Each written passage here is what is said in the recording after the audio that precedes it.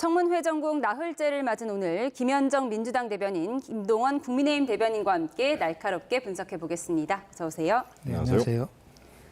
이재명 정부 1기 내각의 최대 뇌관으로 꼽혀온 이진숙 교육부 장관 후보자의 청문회가 어제 열렸는데요. 이 후보자는 정면 돌파를 시사해왔지만 정작 속 시원한 해명은 없었습니다. 영상으로 정리했습니다.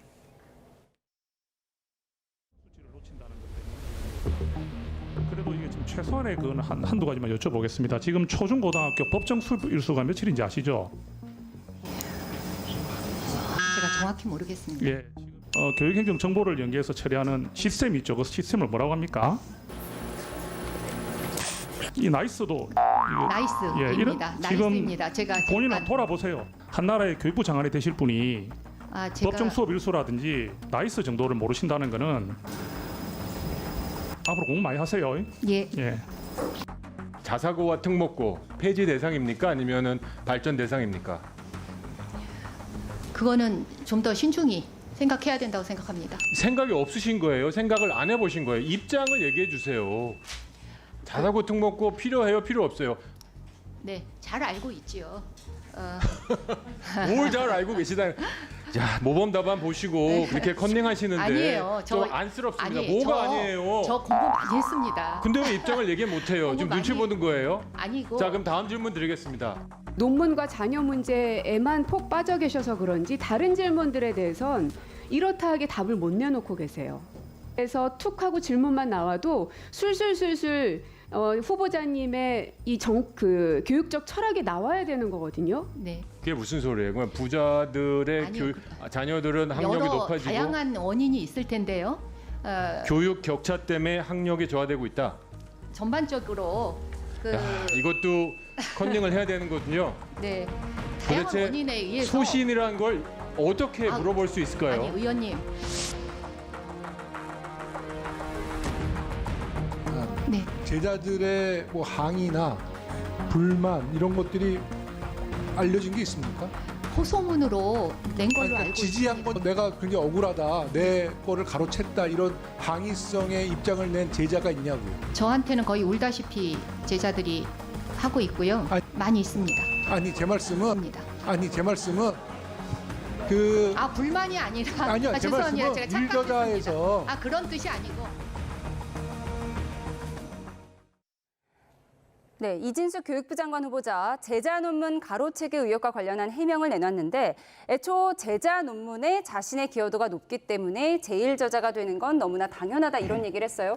그렇게 따지면 모든 논문의 제일 저자가 지도 교수가 돼야 되는 거 아니냐 이런 반론도 나오는데요. 어제 해명 어떻게 들으셨어요? 그러니까 이제 이공계의 특수성이 있다는 겁니다. 그래서 2015년도에 교육부에서 작성한 연구윤리 규칙이 있거든요. 그게 보면 이제 이공계 같은 경우에는 그 지도 교수가 수주해온 그 국가 과제라든지 연구 과제 등을 이제 수행하는 것이 공신력이 높다 해서 그렇게 많이 하고, 그래서 그 기여도에 따라서 교수를 제일 저자로 하는 것이 이제 그 원칙이다, 이렇게 연구재단 지침상 이렇게 되어 있다라는 것입니다. 그리고 그 이후에 이제 그 제자들이 그것을 기반으로 해서 학위 논문을 이어간다, 이렇게 지금 소명을 했거든요. 그런 관점에서 보면 제자의 논문 가로채기 의혹에 대해서는 많이 이제 소명이 되었다, 이렇게 보여지고요. 네. 그리고 이제 다른 얘기지만 자녀의 그 조기 유학 관련해서는 본인도 불법에 대해서 몰랐고 또 사과를 했기 때문에 그 부분은 그렇게 좀 봐주시면 될 것 같습니다. 예, 그 부분은 교육부 장관 후보자가 우리나라 공교육이 아닌 이제 외국 교육을 선택했다는 점에 대한 비판이 있었던 것 같습니다.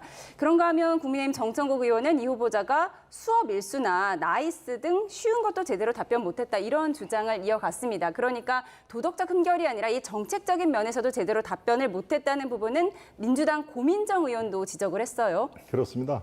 네, 지금 저 화면을 보고 우리 시청자 여러분들도 또 한 번 이렇게 헛웃음이 나올 정도가 될 텐데요. 아마 충남대 교수이고 또 총장까지 했으니까 아마 대학 행정은 저분이 다른 사람보다 부족하지는 않을 겁니다. 대학 행정만을 놓고 본다면은. 그렇지만 초등학교 우리 교육부 장관은 초등학교, 중학교, 고등학교 이른바 백년지 대계를 설계를 하거나 아니면 행정을 집행하는 분이기 때문에 더더군다나 또 이렇게 한 달 넘게 지명을 받았으면은 몰랐으면은 또 철저하게 이 공부를 해야죠. 연구를 하고.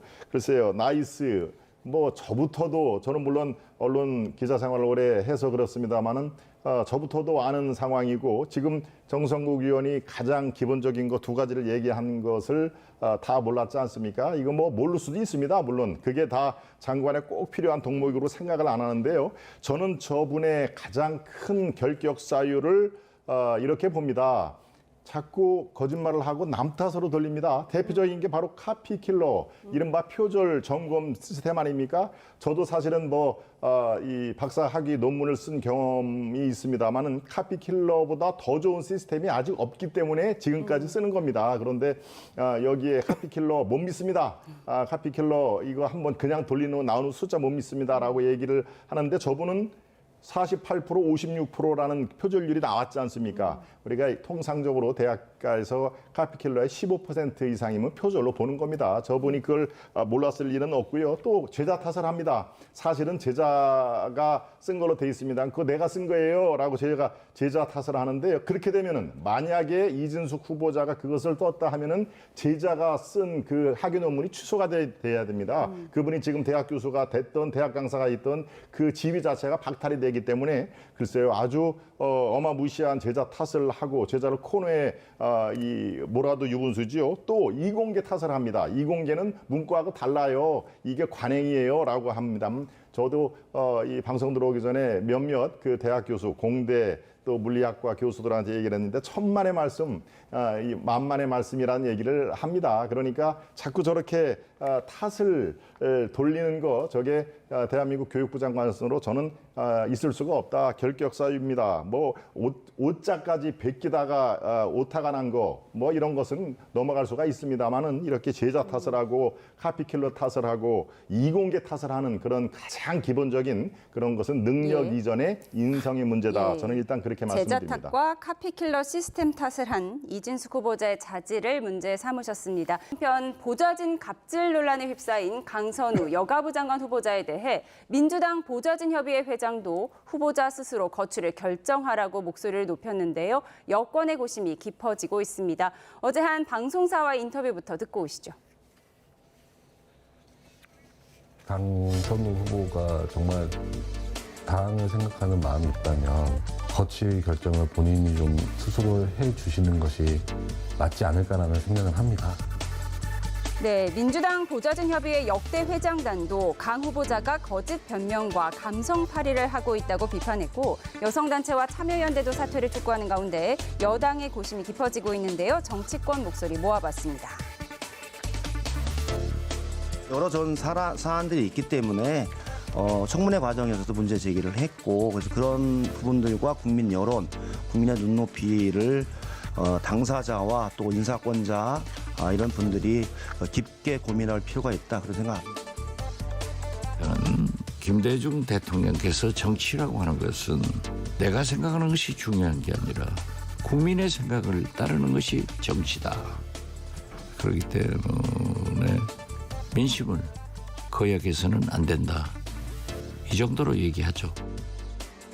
강선우, 이진숙, 권오을, 조현, 정동영 후보자 등 무자격 5적의 지명 철회를 요구했는데 어제 인사청문회를 보니 김영훈 고용노동부 장관 후보자까지 포함을 해서 무자격 6적으로 인사검증 시스템의 개선을 위해서 대통령 면담을 요구하는 바입니다.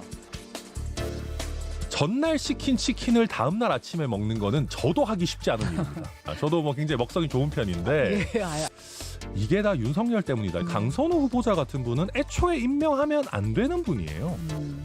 근데 지금 윤석열 대통령의 그 어마어마한 마이너스 활약상 때문에 지금 국민의힘의 어떤 야당으로서의 견제력이 거의 상실되어 있는 상황입니다. 그러다 보니까 이재명 대통령 입장에서도 굳이 눈치를 볼 필요 없는 거예요. 네, 대담 이어갑니다. 민주당 보좌진협의회 역대 회장단에서 사퇴를 촉구한 데 이어서 현재 회장도 거취 결정을 요구했습니다. 민주당에서는 아무래도 이런 보좌진의 목소리 무시할 수 없잖아요. 어떻게 보고 계세요? 뭐 물론 이제 같은 당의 구성원들이 내부에서 비판하는 것에 대해서는 뼈아프게 생각을 합니다. 그래서 그 뭐 민보협의 의견뿐만 아니라 다양한 또 의견들이 있거든요. 그런 것들을 종합적으로 종합적으로 보고 또 국민의 여론과 민심 등을 통해서 종합적으로 이제 판단해야 된다라고 생각하고요.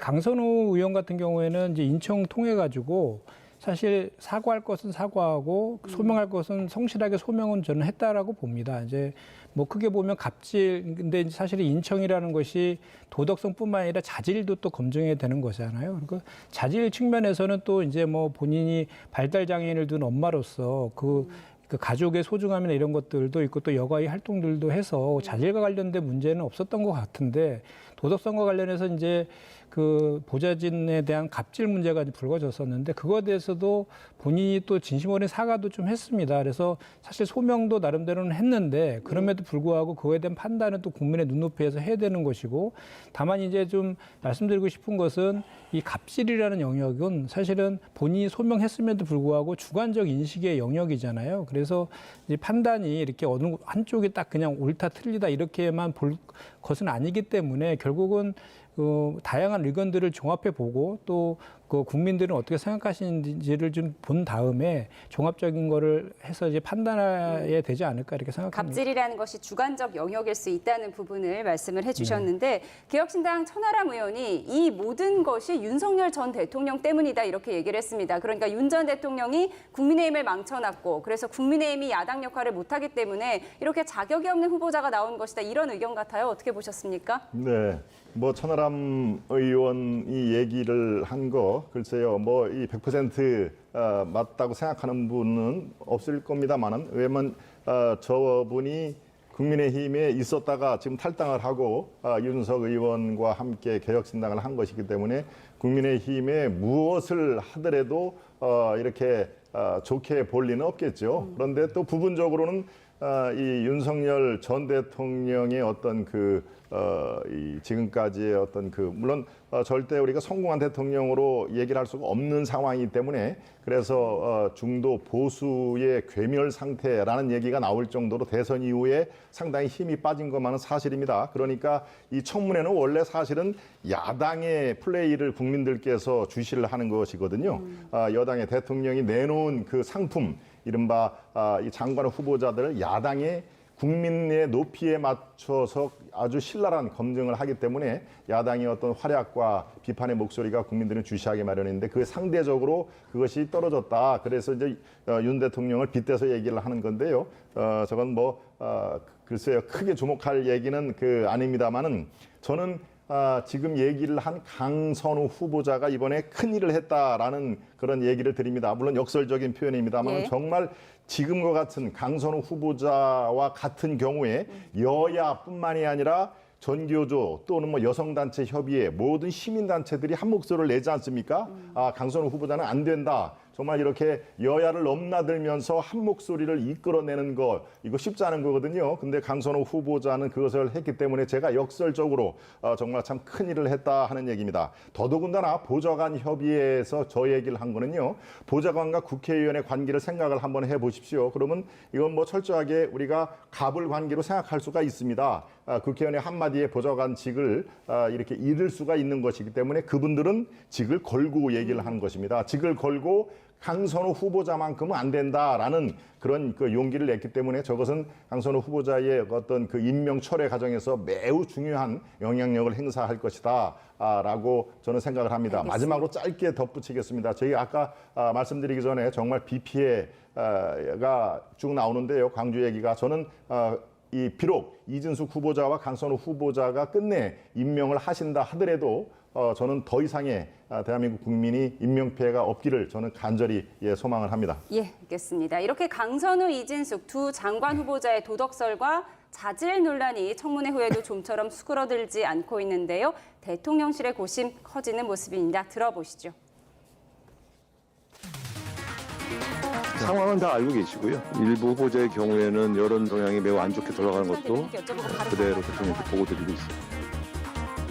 다수의 언론에서 대통령실의 인사 관련된 기류가 변화가 있다라는 해석 기사가 났지만 인사청문회 과정을 면밀히 들여다보고 있고 그에 관한 다양한 보고들도 받고 있습니다만 저희는 아직 특별한 기류의 변화가 없다. 대통령실은 기류 변화가 없다라고 다시 한번 공지로 말씀을 드립니다.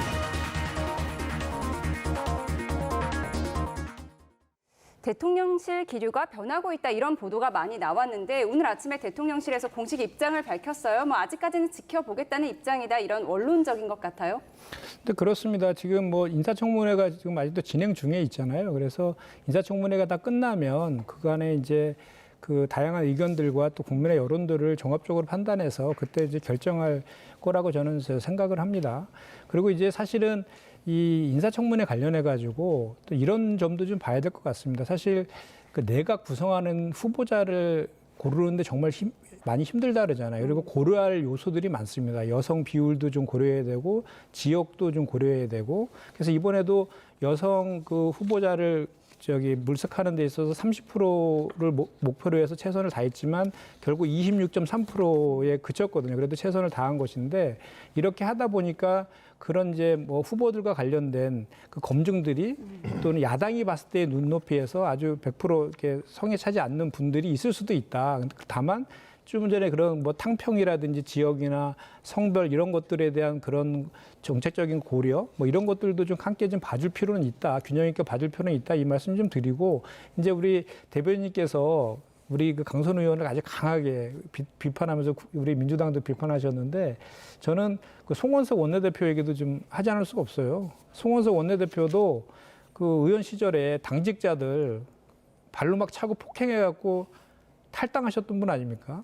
그런 분을 은근슬쩍 다시 복당시켜가지고 지금 원내대표까지 하고 계시거든요. 그래서 자기 반성이 좀 필요하고 적어도 그 야당에서는 지금 국민의힘에서는 그 강선호 의원의 갑질에 대해서 비판할 자격은 없지 않나 저는 그렇게 생각해 봅니다. 예, 청문회 전국 분석을 해봤고요. 윤 전 대통령 이야기 해보겠습니다. 특검 소환에 불응해온 윤석열 전 대통령이 내란 우두머리 혐의 재판에 2주 연속 나오지 않았습니다. 이런 가운데 어제 윤 전 대통령이 부정선거 의혹을 제기해 논란을 빚은 미국의 모스탄 교수를 만나려다 불발이 되기도 했죠. 이 두 사람 접견 대신에 손편지를 주고받았다고 합니다. 그 내용 보겠습니다. 탄 교수가 먼저 윤 전 대통령에게 전달했다는 편지입니다. 많은 사람들이 지지하고 기도하는 걸 알았으면 좋겠다는 내용인데요. 윤 전 대통령도 변호인을 통해서 갑작스러운 접견 금지는 악의적이고 어리석은 거라며 만나지 못해 아쉽다고 답장했다고 합니다. 국민의힘에서 민주당으로 옮겨간 김상욱 의원은 이에 대해 이런 말을 했는데요. 들어보시죠. 일부 구구적 강성 지지층을 모아서 외교적 해결 방법을 도모하는 것이 아닌가, 그런 자기만의 세계에 빠져 있는 것이 아닌가. 특히 이번에 모스탄이라는 사람이 외교적 해결 방법이요? 예를 들어 그렇게 생각하는 거죠. 트럼프가 윤석열을 구해준다. 트럼프가 윤석열을 구해주기 위해서 모스탄을 보낸 것이다. 그래서 미국이 이제 움직인다. 우리는 미국에게 충성하면 된다. 그래서 성조기를 흔들고, 그리고 윤석열도 그래서 모스탄은 꼭 만나야 한다. 라고 본인도 믿고 있고, 그런 좀 판타지 속에 좀 있는. 네, 윤 전 대통령 지난 10일 재구속된 이후 같은 날 열린 재판에 불출석한 데 이어 오늘 재판에도 출석하지 않았습니다. 윤 전 대통령 측 변호인은 윤 전 대통령이 갑자기 구속돼 매우 어려운 환경에 있다며 평소에도 당뇨약을 먹었고 어지럼증으로 계단 올라가는 것도 매우 힘든 상황으로 재판정에 장시간 앉아있기 힘들다고 밝혔는데요. 구속이 부당하다며 청구한 구속 적부 심사는 내일 오전에 열립니다. 네, 윤 전 대통령 내일 오전 10시 15분에 구속 적부심 심사가 있는데요. 직접 나온다고요? 네, 그렇습니다. 이것은 예견이 되어 있는 상황이죠. 1월 달로 시간을 우리가 거꾸로 올라가 보면은 그 당시에도 체포 적부심 이런 본인의 어떤 체포라든가 구속에 관련된 것은 적극적으로 또 와서 소명을 한 적이 있습니다. 그러니까 일반적인 수사, 나는 내가 대한민국 전직 대통령으로서 내가 증거를 인멸할 의도도 없고 내가 도망가기는 어디를 도망가느냐. 그러니까 구속의 주요 사유인 증거인멸과 도주 우려가 어디 있다고 나를 구속을 하느냐. 구속 자체의 부당성을 내세우면서 조사를 이렇게 회피하는 모습을 보이는데요.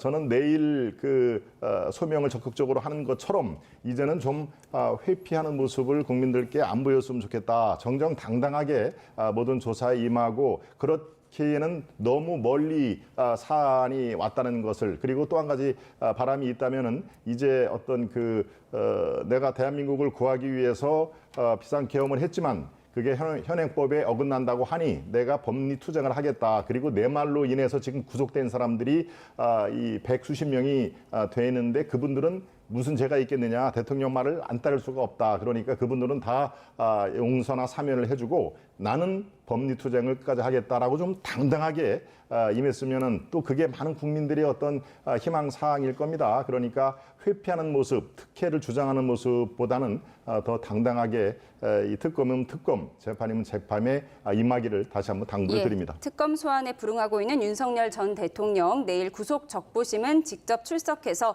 악화된 건강 상태를 직접 호소할 예정이라고 합니다. 그 소식까지 짚어봤습니다.